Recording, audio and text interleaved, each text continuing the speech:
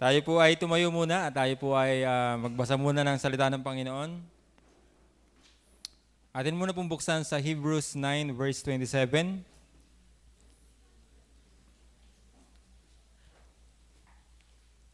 Ito po ay may kinalaman sa ating pag-uusapan, pero mamaya ako po babanggitin kung bakit. Nakita niyo po ba? So yung nakasulat po, basa natin sa English. Hebrew 9:27, and as it is appointed unto men once to die, but after this, the judgment. Tayo muna po yung manalangin. Panginoon, salamat po sa inyo sa hapon pong ito. Salamat, Panginoon, sa patuloy na pagbiyaya sa amin na kami po ay nagkakatipon-tipon pa. Ito po yung ebidensya ng buhay na patuloy na pinapahiram niyo po sa amin, Panginoon. Salamat po sa aming pag-uusapan ngayong hapon. Hindi man ako ganun ka-expert, Panginoon, sa topic po na ito, ay nawa, Panginoon, ay tunay na ma-deliver at maibigay ang dahilan kung bakit kami ay hindi naniniwala sa karma, Panginoon. Pagpalain niyo po kami at patnubayan niyo rin po mga young people habang sila ay umaattend din ng pagpupulong o pagtitipon doon sa Sovereign Shepherd, Panginoon. Gabayan mo kami habang kami nakikinig. Alisin mo sa amin ang gawa po ng kaawa. Ito po yung dalangin sa pangalan po na yun na Panginoon Jesus. Amen. Amen po. Kayo ba'y naniniwala sa karma? Minsan, ako hindi naniniwala dyan, pero nung ako po isang araw, si Jay aking tinawanan dahil lang siya daw ay magbibigay ng pinagliitan kay Jonathan. Ako'y kinarma agad eh. Kaya nung linggo ako na hospital eh. Parang ako'y kinarma yata doon sa pagkakatawa ko kay Brother Jay. Kaya huwag kayo magtatatawa basta kay Brother Jay. Dahil na baka kayo ay karmahin. Sa tunay lang ay, sa totoo ba, alam niyo po ba talaga ang ibig sabihin ng karma? Yung sa mga naririto, ito'y usapang tunay. Kasi naririnig lang po natin yan, tama? Na pagka may kahit mga artista, maririnig mo sabi, sa totoo lang ako ay naniniwala sa karma. Taas ang kamay dito nang alam ang ibig sabihin ng karma. Merong nakakaalam. Kung ano man ang inyong hindi ko kayo inuobligang mag-research, hindi ko kayo inuobligan na alamin ano ba ang tamang definition. Yung personal na pagkakaalam nyo lang. Sige, Tita Chari, ito'y survey lang, survey. Gusto kong malaman kung ano yung, wala pong maling sagot dito, walang maling sagot. Dahil hindi naman tayo expert dito. Kung expert kayo dito, dapat naniniwala tayo dito. Since hindi nyo naman siguro alam, di tingnan natin. Yan, may mic na binigay si Brother J. Huwag kayong tatawa kay Brother J, ha? Hello. Pag sa pagkaintindi ko, sa salitang karma, kunwari, dinaya ka. Mm-hmm. Yung kunyari, dinaya ka.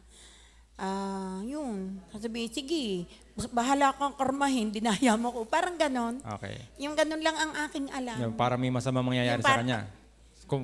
Hindi naman, ibabalik. Yung kung sukli dun sa kanyang ginawa. pandadaya sa iyo, ibabalik din sa kanya. Yung parang ganon. Okay.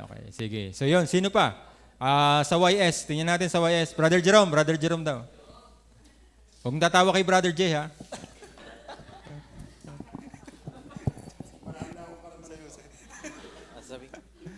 Brother Jerome, ito ang pangmatindihan. Bali po sa pagkakaintindi ko po at sa mga,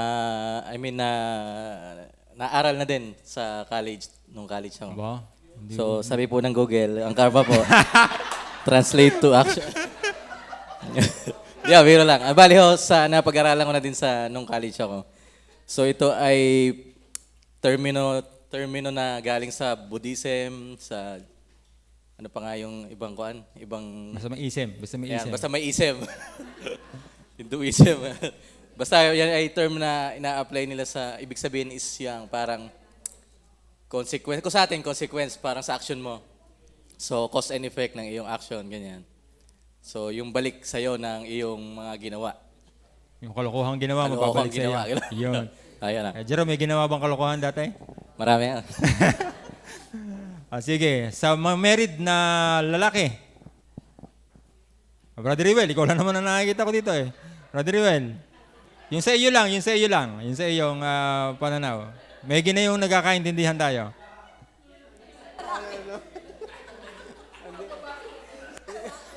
Sige, Brother Rewel.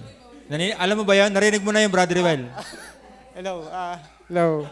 Yung pagkakaintindi ko lang din yung Huwag kayong tatawa kay Brother Rewel, ha? kasi may parang yung pagkakaintindi ko lang may good karma at saka bad karma. Kung ano nga daw yung ginawa mo sa hindi yun din yung babalik sa'yo. Yun lang din yung Okay. So parang walang masama naman sa karma pala yan, no?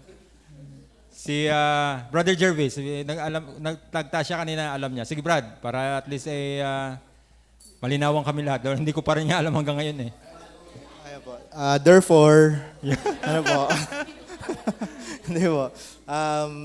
Kagaya nga lang nasabi ni Brother Jerome. So, yan ay term po nila at yan yung basis ng kanilang faith na kung paano sila nag-o-observe ng kanilang actions ay dahil sa word na karma. Ano po? At doon, kumbaga, yun yung batayan nila na kung ano yung magiging reward nila sa kanilang, mangyayari sa kanilang sarili. Kaya nga namumuhay sila pinapractice silang mamuhay ng Mabuti. good works. Opo. Dahil, gaya ng sabi ng Kuya Reuel, merong bad at merong good karma. At nakadepende sa kanilang gagawin, yung inaasahan nila, inaasahan nilang mangyayari sa kanila. So, dahil ang gusto nila ay kabutihan, mag-strive sila na gumawa ng mabuti para sa iba. So, yun nga po, sa madaling salita, it's a reward or consequence ng gusto nila mangyari sa kanilang sarili. Okay, sige. Salamat. So okay na ako doon sa aking mga napakinggan na yon. So sa madalit sabi, masama o maganda yung karma na yon? Tingnan mo, may depende na ngayon. Sa pagka maganda, sige, brother Nico. Kay bakit naging depende? Depende sa last na sana ayos na sana Depende kuya sa action na pakikitungo mo sa kapwa mo.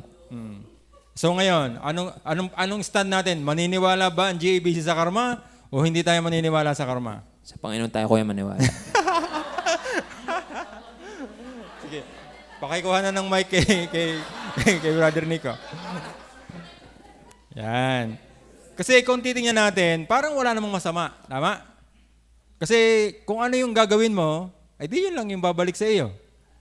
Kung masama ang ginawa mo sa kapwa mo, masama ang babalik sa iyo. Tama? Mabuti ang ginawa mo sa kapwa mo, mabuti ang babalik sa iyo. Ngayon, ang tanong. Medyo hindi ko kayo kino-confuse ha. Ayaw kong magbigay sa inyo ng confusion. Maganda o masama yung, ibig sabihin, dapat ba nating paniwalaan yung karma? Parang wala namang masama doon, paniwalaan. Tama ba?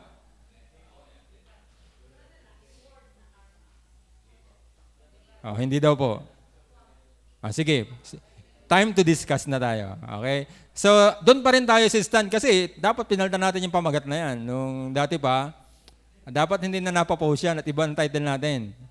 So, ang ating i-emphasize ngayon kung bakit hindi tayo naniniwala sa karma. So, parang magandang pakinggan, pero hindi po talaga tayo naniniwala dyan. Bakit, Brother Albert? Maganda naman Parang biblical din naman Kung ano yung tinanim mo, yun ang anihin mo Tama ba? Bakit hindi natin pinaniniwalaan? Hindi ba kayo nagtataka? Hindi ba kayo nag-iisip? Ito ay actually, personally, walang personal sa simbahan. Walang personal na nagpaliwanag niyan sa akin. Even a worker, even si pastor. At hindi ko rin yan inaral. At hindi naman ako interesado actually. Diyan sa karma. Nagkataon lang akong in charge dito sa topic na to na bakit hindi naniniwala sa karma ang mga Baptist. At napatunayan ko sa sarili ko na hindi talaga dapat tayo maniwala dito. At sana yun din ang maging final natin. At sama-sama tayo. Dapat hindi tayo naniniwala dyan. Ano po? Sabi ko nga sa inyo, hindi ako expert. Ako yung nag-aral lang din. Ako yung nag-research lang din. Hindi ko alam kung paano ko ito ihatid sa inyo ng maganda.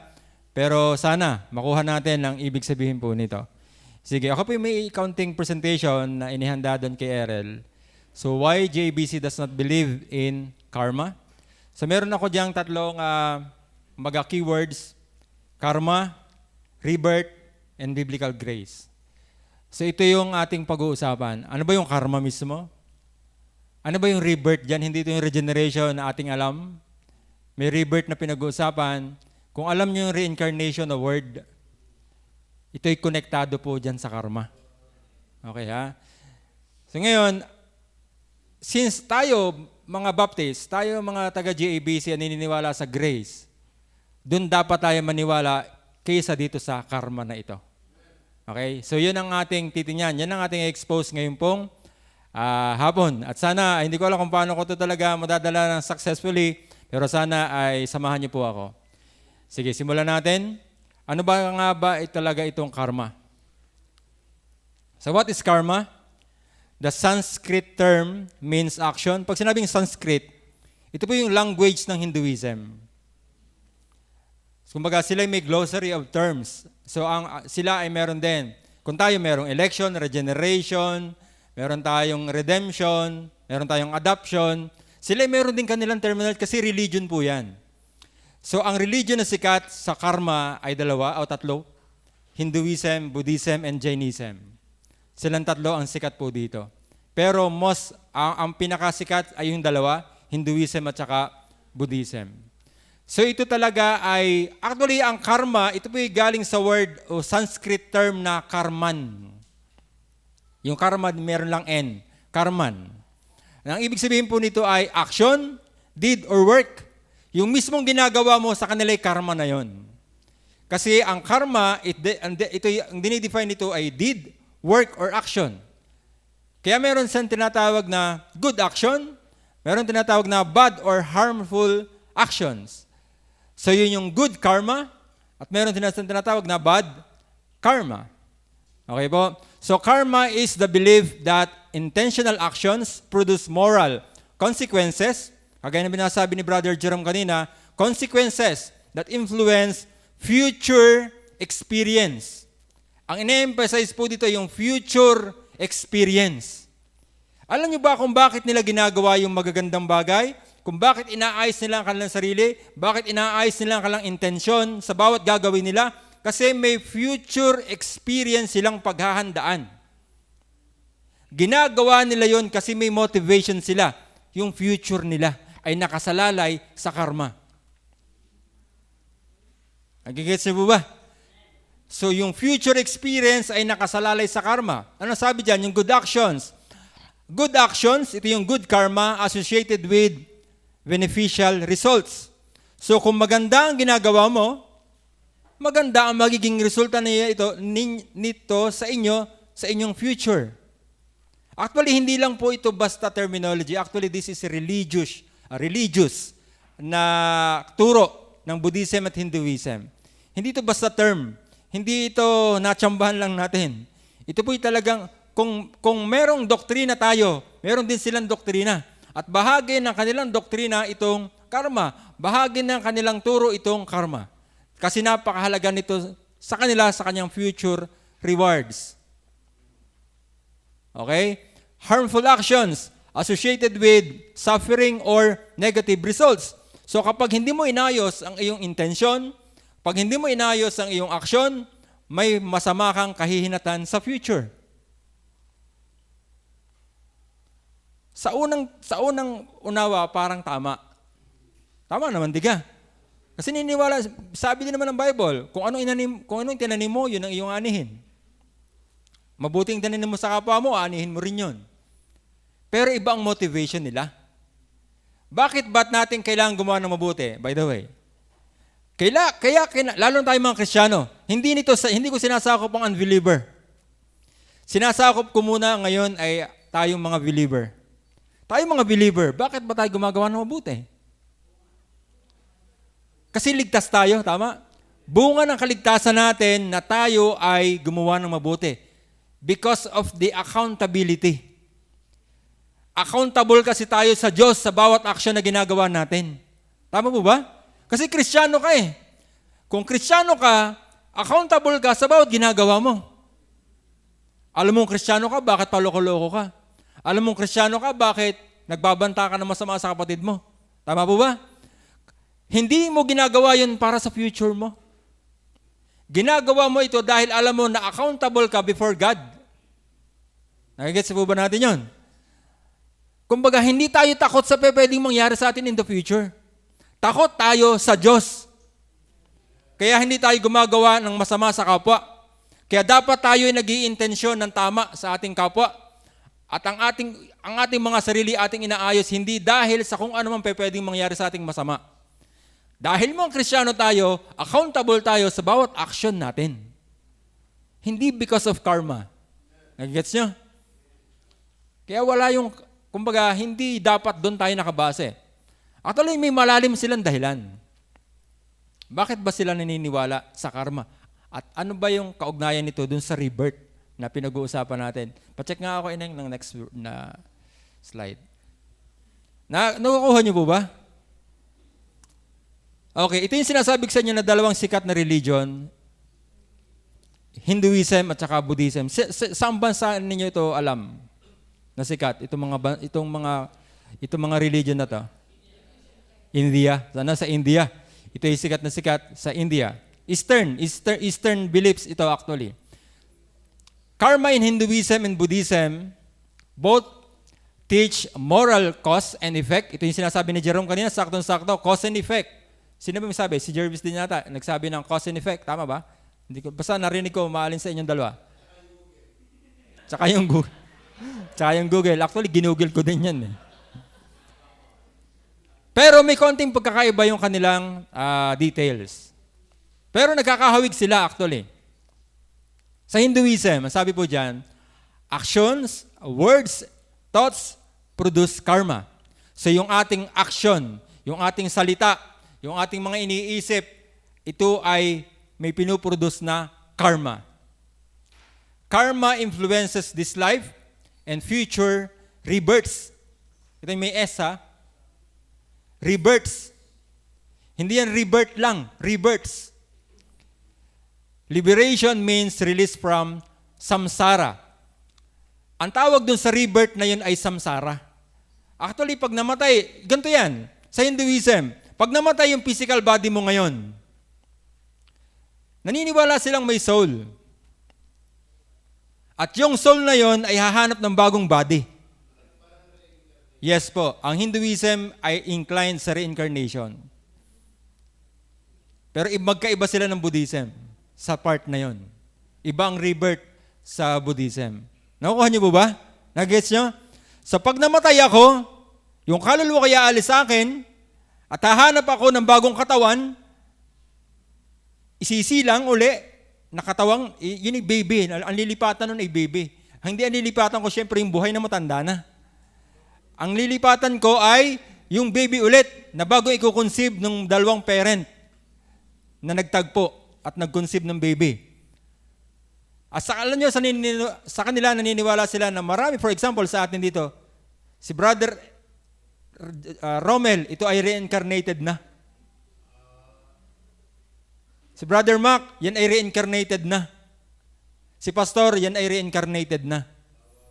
Sa possible, na may soul from other body na namatay, at nung si Pastor ay pinanganak sakto, lumipat sa kanya yung soul na yon.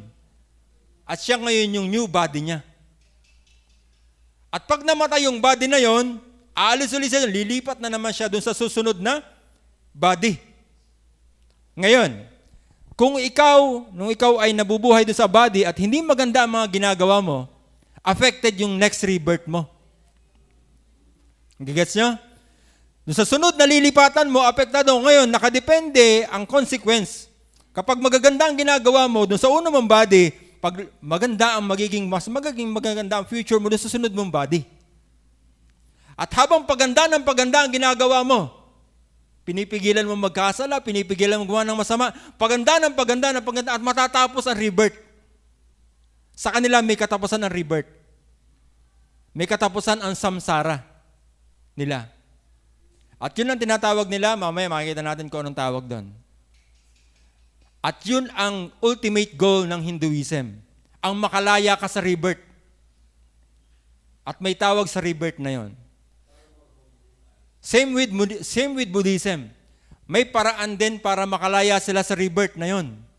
At may tawag din doon. Mamaya makikita natin kung anong tawag. So sa Buddhism, intention is central. Sa Buddhism naman, hindi sila naniniwala na may soul na hindi namamatay. Walang permanent soul sa Buddhism. Sa kanila, consciousness lang yon. Body plus consciousness. Yung soul na sa palagay natin, sinasabi nating soul natin ngayon, sa kanila, consciousness lang yon. Na yun ay, kapag nag-rebirth, kapag namatay yung katawan na yan, yung consciousness na yun ay lilipat lang sa ibang body. Ang kanilang illustration ay para yung flame ng kandila. Dahil yung pag nagkakasal tayo, yung tayo nagsisindi ng lighting of the candle, may malaking kandila, sisindihan natin yung sunod na kandila. Pero magkaiba ng lingas, tama? Magkaibang kandila, pero magkaiba ng flame. Pero isinasalin sa sunod na kandila. Para sa kanila, ganun lang sa kanilang rebirth. Pero hindi ibig sabihin nun ay walang kamamatayang soul. Okay? Sa kanila naman ang mahalaga ay intention. Kung bakit mo ginawa yung action.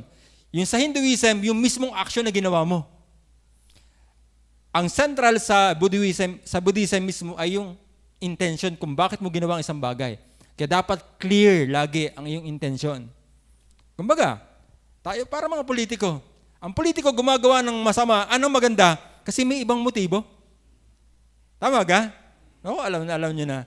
Ang gagaling sumimba ng mga politiko pag malapit ang butuhan. Pero yung intention nila ay hindi para sambahin talaga ang Panginoon.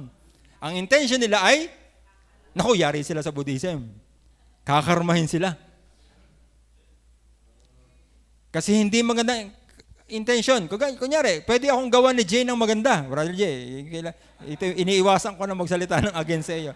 Kasi medyo kinakarma ko eh. Joke lang. Kumbaga, dapat malinaw lagi, malinis ang intention. Mahalaga sa kanila yon. Alam nyo, napaka-fanatic nila sa paniniwala po na ito. Kaya pala sila ganun din. Magaganda din ang kanilang mga kilos. Kasi iniingatan nila yon. Kasi nakasalalay doon kung ano ang magiging rebirth nila.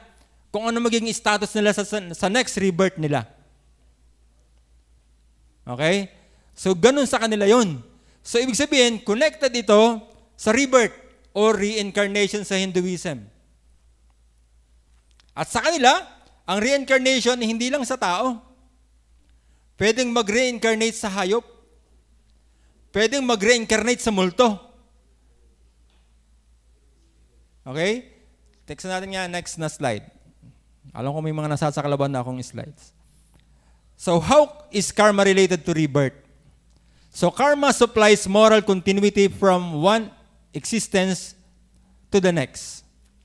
So intention in action, yung choice mo ng action mo creates karma. So ikaw, kung ang gagawin mo ay mabuti, ay tatandaan mo, ang result nun ay good karma. So kung ang decision mo ngayon ay gumawa ka ng masama sa kapwa mo,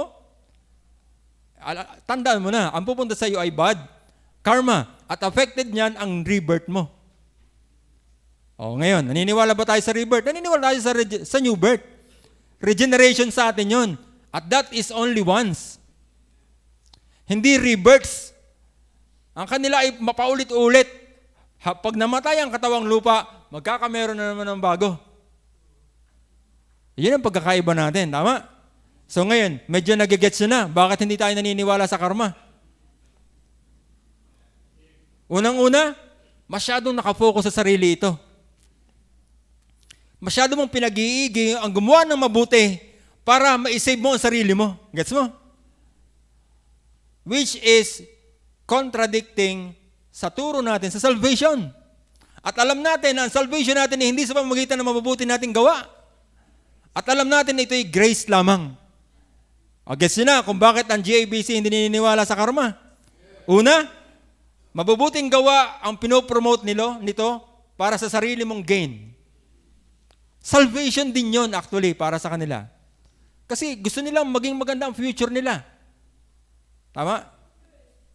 Pero sa atin, at saka ito ay associated sa rebirth. Not rebirth, rebirths. na tayo ay hindi naniniwala sa reincarnation. So pinahapyawan ko na, although babanggitin ko yun mamaya. So intention in action, moral consequence. Actually maganda naman moral ang pinag-uusapan. Masyadong mataas ang moralidad nila. Yun nga lang, ang intention din nila ay iba. Karma shapes experience. Ano experience? Future experience. Nakasalalay doon kung ano ang magiging buhay nila in the future. Nakasalalay sa kung anong gagawin mo ngayon, Brother Nico. Napatingin sa akin si Brother Nico. Nakasalalay sa gagawin mo dito ang magiging ikaw sa kinabukasan. Yun ang ibig sabihin nila. Pagpunta mo sa bagong Nico, yan, namatay ang katawan mong Nico na yan. Lilipat ka kay ibang pangalan mo na. Siyempre, hindi na Nico yun. O pwedeng Nika.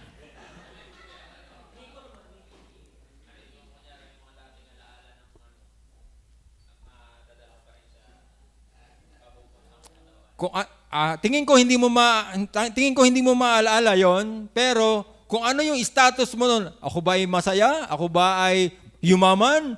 Yun ay resulta ng dati mong buhay. Pero hindi ganoon ako ka-aware kung yun ay maaalala mo. Hindi ko alam. Sorry, hindi ko alam ang sagot doon, Brother Nico.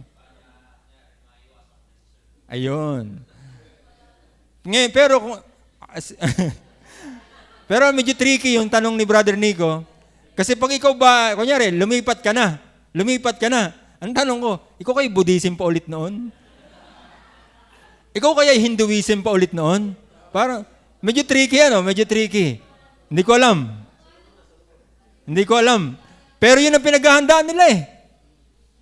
Kaya nga parang nonsense din. Kasi ako ba, sigurado bang yung mapupunta akong katawan na Hinduism uli ako? Ay paano kung Catholic na? Ay paano kung Baptist na? Ay paano yun? Malaking problema nga yun. Kahit si Tomas, parang mahihirapan doon. Bihira. Parang yun ang kailangan kong i-research, Brother Nico Death and rebirth. Sa kanila ay kada matay, merong rebirth. Pwedeng mamatay, meron uling rebirth. Hanggang sa maubos yun. At nauubos daw doon. Nauubos din yun, actually. Sa pagganda ng ginagawa mo, nauubos yun. Yes, Pastor? Okay, mamaya, Pastor, meron tayo dyan. Medyo pabibitin muna natin ng konti. May sadya ng tawag doon. May magkaiba. Mamaya magugulat kayo yung palang tawag kasi narinig niyo na yung isa dati. Itong isa narinig ko na, pero pangalan siya ng rubber ng table tennis. Yung isa, yung sa Hinduism. Pangalan ng rubber ng table tennis ngayon ni Hannah, ni Faith. Makita natin. Hindi. Lalo ng karma. Okay, ito. Yung death and rebirth, karma conditions a new existence. Samsara ang tawag dun sa cycle of rebirths. Samsara ang tawag nila. Sa kanilang terminology, samsara ang tawag nila doon. So the cycle continues until liberation. Pag sinabing liberation, hanggang sa makalaya ka doon. Parehas ang Buddhism at Hinduism ay may panahon ng paglaya sa rebirth. Natatapos yun. Natatapos din po yun. At yun ang ultimate goal nila. Matapos nila at malampasan ang rebirth. Siguro kapag maganda ang ginagawa mo, mabilis matatapos ang rebirth mo. Kung palpak ng palpak ang ginagawa mo, paulit-ulit ang rebirth mo. Possible. Kaya pinipilit nilang gumawa talaga ng mabuti. Para ma-reach agad nila yung hangganan na yun. Sige nga, next. Anong next bagad yan? Eto na. An enduring self moves through samsara until liberation. Paglaya. Atman, ito yung enduring self o yung soul sa Hinduism. Karma, actions influence the next existence. Nabanggit ko na ito kanina. So nakadepende sa karma ang magiging state mo sa future existence mo. Samsara, ito yung cycle of rebirth and death. Moksha, ang tawag sa sukdulan ng rebirth ng Hinduism. Moksha. Pero yun naman kay Hana naman ay Moksa, yung kanyang raketa. Moksa, yung kanyang pangalan. Moksha. So, ibig sabihin, ang ultimate goal ng Hinduism is moksha. Makalaya siya sa rebirth na yon. Kaya pinipilit niyang gawin ng maganda, maayos na buhay, para magkaroon siya ng moksha. At yun na yung sukdulan. Tapos ng rebirth, wala na. Tapos ng reincarnation doon. Pag na-reach mo na yung magandang katatayuan na yon. Okay? Next po, ito naman yun sa Buddhism. Anatta, kung kanina ay Atman, ito na may Anatta, ito yung self niya, hindi soul. Self yun. Ang karma, nakadepende rin sa karma kung ano magiging sunod mong kahinatnan. Samsara, yun pa rin ang tawag nila sa rebirth. Nirvana, ang tawag sa kasukdulan ng Buddhism. So, ang ultimate goal ng Buddhism is Nirvana. Nakikita nyo yun sa mga addict? Merong banda na Nirvana. Pag na-reach nila yung Nirvana, isa mga nagme-meditate, yoga, Nirvana po ang tawag sa kasukdulan ng rebirth ng Buddhism. So pag na-reach mo ng Nirvana, walang nang mangyayari sa iyong rebirth. Tapos na po yun. Okay? Naunawaan niyo po ba ang pinag-usapan natin? Alam niyo po, simple lang po ito. Malapit na matapos actually agad. Kasi ayaw kong gawing komplikado. Ang atin lang naman gusto pabulaanan ay bakit hindi ba tayo naniniwala sa karma? Ay di yun lang gusto kong iparating sa inyo. Bakit ang JABC hindi naniniwala sa karma? Hindi na ako nag-research ng marami. Makakaloko ko kung re-research mo yan. Nakailang tanong ako niyan sa co-pilot. Sobrang dami. Ang co-pilot ko po ay sobrang dami ng file tungkol dyan sa karma. Dire-diretso. Actually, co-pilot din ho, nagawa ng PowerPoint na yan para sa akin. Inutusan ko na. Kaya matalino ang AI eh. Sabi ko sa AI ko ay, igawa mo ako ng PowerPoint tungkol sa karma. Pero syempre, sa akin ang galing yung mga research kung bakit ko, yan ang gusto kong maging flow. Hindi ito ChatGPT. Ito ay co-pilot. Yung ginamit ko dyan. Kita nyo yung flame? Kita nyo yung flame na yon? Yan yung sa Buddhism. Yan yung transferring nila, yung rebirth. Para lang siyang ilaw na ipinapasa hanggang sa dulo. Yung pinakadulo, yun yung nirvana. Okay po? Sige nga, punta na natin yung sunod.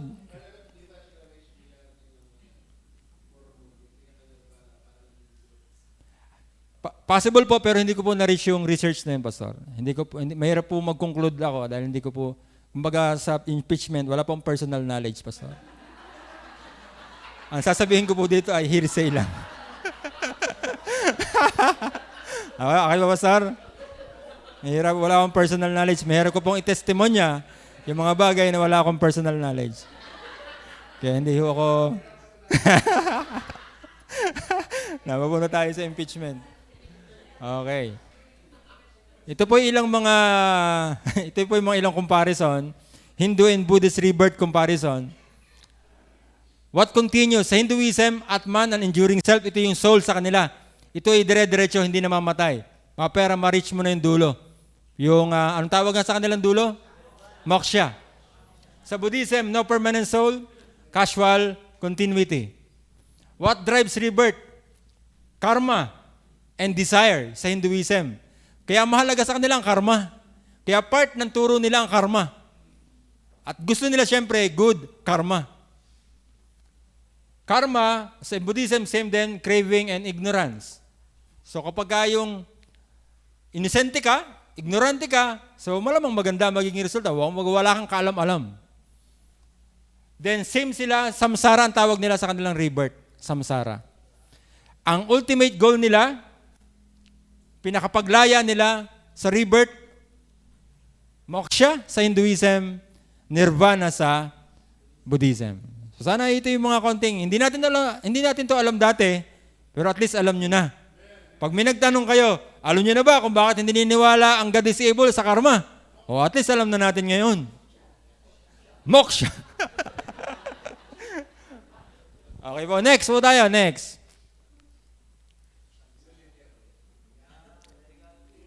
How karma affects moral choices. Intention, why an action is done matters. Kaya sa Buddhism, mahalaga yun sa kanila. na kung yung anong intention mo, yung sinasabi ko sa inyo, kapag gagawa ako, dapat good ang intention lagi. Hindi yung kaya ka nagbigay ng pagkain sa kapitbahay mo, may iba ka palang intensyon para maligawan mo yung anak na dalaga. O kaya inihahatid mo siya, kahit sobrang layo, yung pala meron kang balak. Yung pala dadalhin mo sa kugunan, iba pala yun, iba. Ibang intention yun, ibang intention. Bad intention. Conduct. This is the compassion and generosity are encouraged. And generosity are encouraged. So, conduct. Kung paano mo gagawin mismo yung action mo, eh, dapat ay maayos. Dapat may pagmamahal at dapat ay generous ka. Okay? Future consequence. So, kung ano yung choice, kung paano mo gagawin yung isang action ngayon, yun ay magre-result sa future mo. Yan ang impact ng karma sa iyong moral choices. Kaya more on moral. Yung pinag-uusapan dito sa Hinduism at Buddhism na to. Moral. Maganda naman moral. Gusto nila maging maganda ang morality nila. Yan nga lang, hindi maganda ang kanilang motivation. Para sa future nila ito during their rebirth or reincarnation. Or para ma-reach nila yung moksha at ma-reach nila yung nirvana. Hindi ivana, nirvana. Next. Yun, ito na. What does the Bible teach about karma? Ano ba turo ng Panginoon ng Bible tungkol dyan? Walang direct word na karma sa Bible, of course. Pero yung prinsipyo na pinag-uusapan natin kanina ay maliwanag po yun. Sige, punta na natin.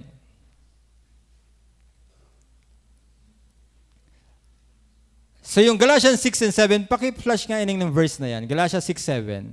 Ito yung sowing and reaping na verse. Huwag kayong padaya, ang Diyos ay hindi na pabibiro sapagkat ang lahat na inihasik ng tao ay siya namang aanihin niya.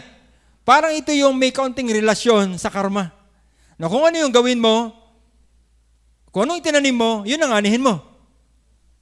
Pero ang kagandahan po nito, ang Diyos ay hindi na pabibiro. We are accountable before God. Kaya ayusin mo ang iyong ginagawa. Dahil ang Diyos ay hindi na pabibiro. Kung masamang ginawa mo, Diyos ang gaganti sa'yo. Kung maganda ang ginawa mo, Diyos ang gaganti sa'yo. So bakit gagawa ka ng mabuti? O bakit hindi ka gagawa ng masama? Because we are accountable before God. Takot tayo sa Panginoon. Hindi dahil takot tayo sa pwede mong kahinanan sa iyong susunod na rebirth. Hindi dapat yun ang nagdadrive sa iyo. Tama? Hindi ako takot sa consequence na yun. Ang takot ako sa Panginoon kasi siya ang nagbibigay ng consequence. Sa iyo, sa kanila kasi, ikaw mismo ang nagbibigay ng consequence sa sarili mo. Hindi Diyos na nagpaparusa sa masasamang ginagawa mo. Ang nilinaw dito ay accountability natin mismo sa isang makapangyarihang Diyos. Okay? Personal God. Isa pa, one life and judgment. Yan ang dinidiin ng Bible. Bakit? Ano bang meron sa kanila? Meron silang rebirth, paulit-ulit na buhay. Pero ang Bible nagtuturo ng one life and judgment. Forgiveness is possible grace through faith. Hindi yan sa pamamagitan ng mabubuti mong gawa para maisalba mo yung sarili. Ito'y tanging biyaya lamang. Ang Panginoon ang magpapatawad sa iyo. Okay po? Sabi ng karma, impersonal. Impersonal, why impersonal? Kasi wala namang kinatatakutang Diyos. Sarili mo ang kalaban mo. Gandahan mo ang gawin mo sa sarili mo, magiging maganda ang future mo. Cause and effect. Link with rebirth. So nakalink ito, kanina ko pang ulit-ulit, nakalink ito sa reincarnation, nakalink ito sa rebirth nila. Yun ang kanilang motivation. So consequences continue. Liberation through progress. So nakadepende ang paglaya mo o kaligtasan mo, depende sa magagawa mo. Maliligtas ka sa masasamang pwedeng mangyari sa iyo kung aayusin mo ang buhay mo. So ang kaligtasan, nakadepende sa iyo. Ganun ba ang paniniwala natin mga Baptist? Ganun ba ang paniniwala ng God Disabled Baptist Church? Hindi. Naniniwala tayo na ang ating kaligtasan ay nakadepende sa awa ng Diyos. Yes, may mga kasalanan tayo, pero ang Diyos ay nagpapatawad ng kasalanan. At hindi yun panghabang buhay mong pagdudusahan. Kasi sa kanila, pagdudusahan mo ng pagdudusahan yun hanggang sa kaduluduluhang rebirth ng rebirth. Pero sa atin, once na inihingi mo yan ng tawad, walang pagsalang patatawarin ka ng Diyos sa iyong mga kasalanan. Tama po ba ka? So, ang ibig sabihin, ang paniniwala natin, ang kaligtasan natin ay nakabase sa biyaya at awa ng Panginoon. Hindi sa magagawa mo. Tama po ba? Kasi kung sa magagawa mo, nakabase ang kaligtasan mo, mawawala yan. Tama po ba ka? Lagi ko itong ina-emphasize. Kung bakit may mga sekta, kung bakit may mga religion na naniniwala na nawawala ang kaligtasan, una, kasi nakadepende ang kaligtasan sa mabubuting gawa nila. Ay ngayon, hindi na sila mabuti. Ay di mawawala ang kaligtasan nila. Tama? Kasi hindi naman sila laging mabuti. Tama? Kasi doon nakabase ang kanilang kaligtasan. Pero hindi doon nakabase ang ating kaligtasan. Sa katuwiran ni Kristo, doon nakabase ang ating kaligtasan. Ngayon, yung katuwiran ba ni Kristo ay nagbabago? Hindi. Kung hindi nagbabago ang katuwiran ni Kristo, hindi nawawala ang ating kaligtasan. Tama po ba? Kung sa iyo nakabase, mawawala talaga yan. Kaya huwag na kayo magtaka kung bakit nawawala ang kaligtasan nila. Kasi nakadepende sa good works nila. Ay, tingnan ninyo, kung yung may mga good works, ang dahilan ng kaligtasan plus faith, usually sila yung mga losing salvation. Kasi nga nakadepende sa mga gawa nila. Eh, bakit naman tayo firm na hindi nawawala ang kaligtasan? Kasi alam naman natin hindi tayo ang gumawa ng kaligtasan. Hindi ka naman naligtas dahil magaling ka eh. Hindi naman naligtas dahil matuwid ka eh. Tama? Naligtas ka kahit masama ka. Ang katuwiran na nagpakita sa iyo, ang katuwiran na bumalot sa iyo, katuwiran ng Panginoon. At yun ang tinitingnan ng Panginoon. So kahit magpabalok-baloktot ka dyan, katuwiran pa rin ng Panginoon nakikita niya sa atin. Kaya hindi talaga nawawala ang kaligtasan. Amen? So, ibig sabihin pala, ang karma ho na ito, mag-iingat po tayo. Kasi may kinalaman to salvation po natin. Pag naniniwala ka sa karma, para mo na sinabi, naniniwala ako na ang kaligtasan ko ay sa magagawa ko. Naniniwala ako na ang kaligtasan ko nakadepende sa magagawa ng tao. Yan ang application, mga kapatid. Kaya huwag kang basta padali-dali. Ako naniniwala, kinarma yan. Kaya kayo huwag basta pupula ng pupula kay Brother Jay. Nasasabihin yung maiksi, ay ako hindi nag-iimik na dyan na maiksi lang si Brother Jay. Mautdo. At baka daw karmahin. So hindi tayo naniniwala po doon. Ano po? Tsaka mas malalim itong pinag-usapan natin ngayon, actually. Akala lang natin yung karma na babalik sa iyo in the next few days. Hindi, ang kanila rebirth ang pinag-uusapan. Rebirth, hindi yung on the spot na kinarma yon. Yan, kaya nagkagayang kinarma yan. Yung mga, kalimitan ko naririnig, yung mga nagpapautang ng may tubo, yung mga nagpa-5-6 na yan, yan magkakasakit yan kasi kakarmahin yan. Kasi pinapatubo ng sobrang laki yung pinapautang nila. Kinakarma. Yan, kaya payat na kinarma. Yan ay nagkasakit. Meron akong kilalang ganyan sa lipa. Sa tunay lang. Alam ko yun. May mga ganun. Hindi kinakarma. Pag ikaw ay nagpapautang ng sobrang laki mo magpatubi, kakarmahin din yan. Akala lang natin na yun ay resulta na agad. Pero sa kanila, sa totoong may religion ito. Sa Hinduism at Buddhism, future ang pinaghahandaan nila. Hindi yung mga palinggo-linggo lang yan, pabuwan-buwan. Hindi yan. Rebirth ang kanilang pinag-uusapan. Reincarnation ang pinag-uusapan. Kaya itong karma na ito, hindi yan birong bagay. Kaya hindi talaga tayo naniniwala sa karma. Naniniwala tayo sa Diyos. Naniniwala tayo ng ating kaligtasan ay nakabase sa magagawa ng Diyos at hindi magagawa natin. Naniniwala tayo ng ating mga kasalanan ay pwedeng patawarin ng Diyos. At naniniwala tayo na tayo gumagawa ng maganda, accountable tayo sa bawat action natin before God. Okay po? Sige, para matapos na tayo. Anong sunod po dyan? One life.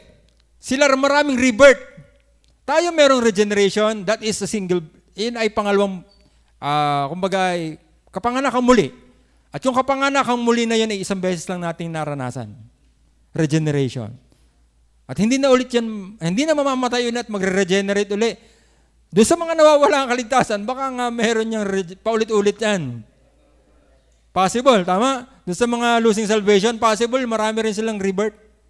Pero since hindi tayo losing salvation, hindi tayo naniniwala sa rebirth, meron lang tayong isang buhay. Ang sabi ng verse na binasa natin kanina, it is appointed unto man once to die, but after this, the judgment. Kapag namatay ka, tapos na yun. Judgment na ang kasunod. Wala nang rebirth. Nag-gets nyo? Yun ang dahilan kung bakit tayong taga-JABC hindi naniniwala sa karma. Kasi hindi tayo naniniwala sa reincarnation. Hindi tayo naniniwala sa rebirths. One life, one judgment. At once lang natin naranasan ang regeneration. Naranasan nyo nga ba ang regeneration? Sana naranasan nyo natin ang regeneration. At once mo lang yung mararanasan. Next po natin. Biblical grace. Ito, dapat malalim tayo dito. Matagal na tayo naniniwala sa grace. Romans 6:23, eternal life is God's gift. Hindi ito dahil sa iyong magagawa, hindi dahil ginalingan mo, hindi dahil ginandahan mo ang intention mo, hindi dahil ginandahan mo ang pakikitungo mo sa kapwa mo. It's God's gift. Ito'y biyaya lang ng Panginoon. Hindi nakasalalay sa galing mo gumawa. Salvation is by grace through faith and not works. Ephesians 2:8 and 9. Alam na paldak na sa atin ang Ephesians 2:8 and 9. Titus 3:5. God gives according to His mercy. Ang gift ng Panginoon ay nakadepende sa kanyang awa. Salamat at may awa ang Panginoon. At tayong lahat ay kinahabagan lamang ng Panginoon. Romans 5:8. Christ died for sinners. Kaya nga namatay ang Panginoon. Hindi mo na kailangang gandahan ng ganda. Yung alam nyo, ang kinatatakutan nila kung bakit sila gumagawa kaya hindi sila gumagawa ng masama, iba eh. Kinakatakutan nila yung next rebirth nila eh. Baka yung next rebirth ko, maging masama na ang lagay ng buhay ko. Kaya siguro ako mahirap ngayon kasi hindi ko inaayos ang buhay ko. Kaya mag-iigi ako kasi sa sunod, baka mas lalong mahirap ako sa daga. Sa sunod kong rebirth. Ay mapuntahan niya ngay daga. Paano yun? Kung yung pagka-reincarnate niya, sa daga siya pumunta. O sunod naman baka kay mama, ipis naman ang pinuntahan niya sunod. So alam nyo yun, yung paniniwalang yun ay malayo sa katotohanan, pero alam nyo, meron din silang librong kanila. Kung sa atin ay Bible, meron silang book na para sa kanila. Hindi ko na, pero na-research ko na siya, hindi ko lang nasulat dyan. May verse pa nga akong kinote doon, na kung saan nila kinuhang chapter and verse yun. Pero ibang name syempre, hindi book natin, hindi Bible book name po yun. Meron din silang aklat para sa kanila, syempre. Meron nga akong kaibigan, siya ay foreigner, kaibigan namin sa paglalaro ng table tennis sa mga bata. Taga-UK siya, pero ang kanlimitang niyang pinopost sa Facebook ay mga Buddhist quotes. Mga motivational ng Buddhist. Yun ang nakikita kong mga post niya. Mga quotation ng Buddhist. At mismo si Buddha, kinakita ko na pinopost niya doon. So hindi to basta, actually pastor, gusto ko rin i-search, sinerch ko rin yung relationship nito sa witchcraft, actually. Wala lang po akong direktang makita. Sinasabi sa akin ng AI na walang relasyon. Possible, sabi nila possible pero walang direct relation. Ang relasyon po talaga nito ay galing sa Hinduism at Buddhism at sa Jainism. Doon po talaga nanggaling. Pero possible daw, sabi, na ginagamit din talaga ng witchcraft. Pero ganoon din po, moral pa rin, moral. Kung anong ginawa mo, mas babalik sa'yo. So yun din po ang kanyang logic.